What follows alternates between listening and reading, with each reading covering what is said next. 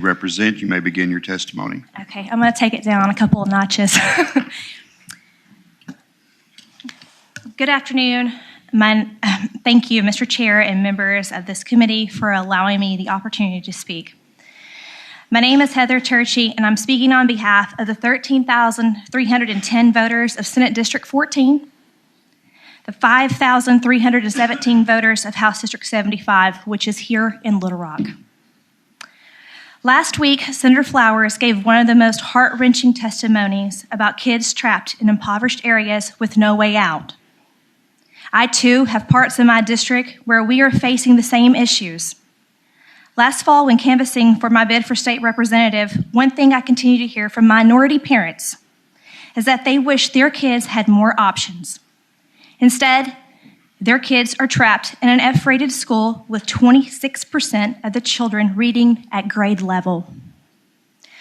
Little Rock closed out 2022 with 81 homicides, which surpassed the record high of 76 in 1993. How did we get to this point? Why are we getting worse? We continue to pour more money into a broken education system, yet we wonder why Little Rock is one of the deadliest cities in America.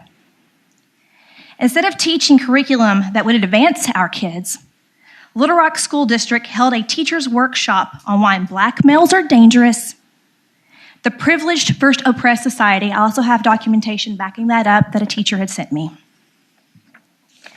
We can't address crime when our students are being taught that no matter how much they try to succeed, they will never measure up based on their skin color.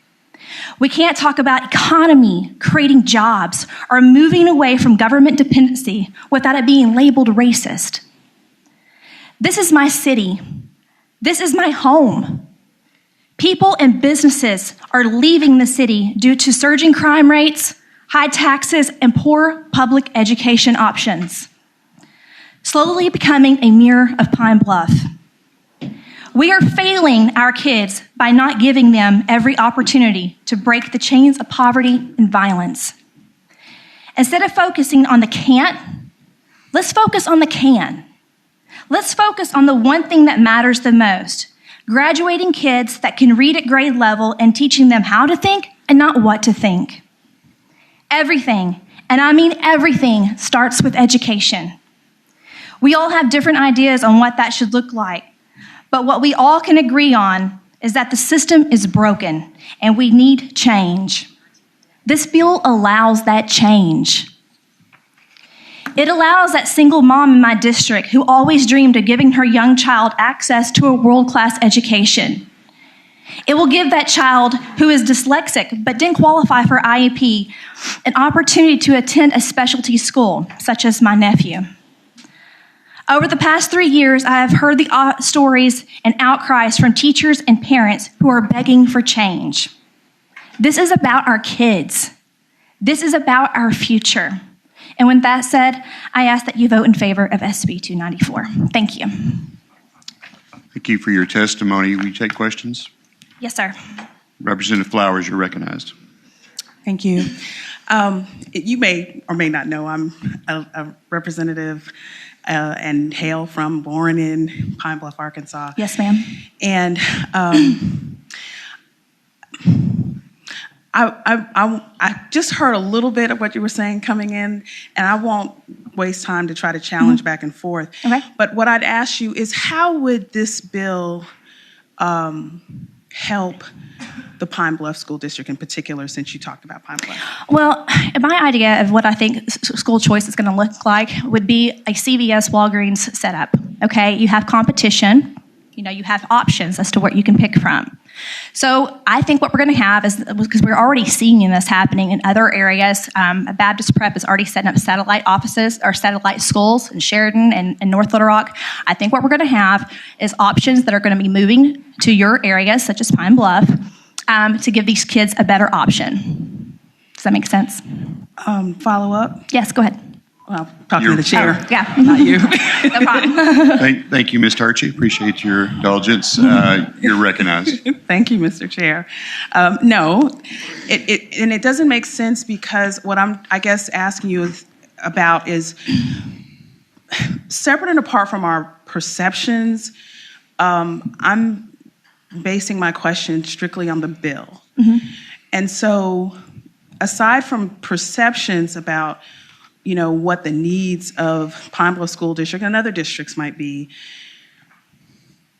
since you're referencing Pine Bluff, how would, and let me give you a little bit of information. We not only have 2 high schools within the Pine Bluff School District, we also have charter schools in Pine Bluff. And so with those options, as well as the current school choice environment that we operate in now, as well as parents who currently have the option of homeschooling their children, obviously this bill would change that with regard to programming, pilot programs, and funding from that Freedom Fund for private schools and homeschooling. So I'm specifically asking you, since you mentioned Pine Bluff, how this bill, if we pass this bill specifically, how would it help Pine Bluff based on your perception of what Pine Bluff's challenges are?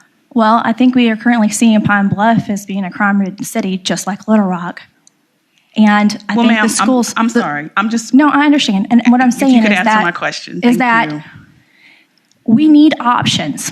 Okay, you're saying that you have options, but are those options working?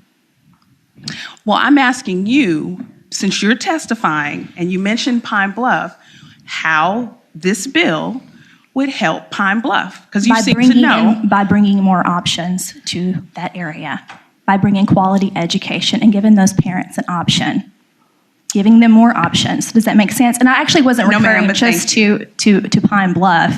I was referring to Little Rock, but thank you. Okay. Seeing no other questions, thank you for your testimony. Okay, thank you.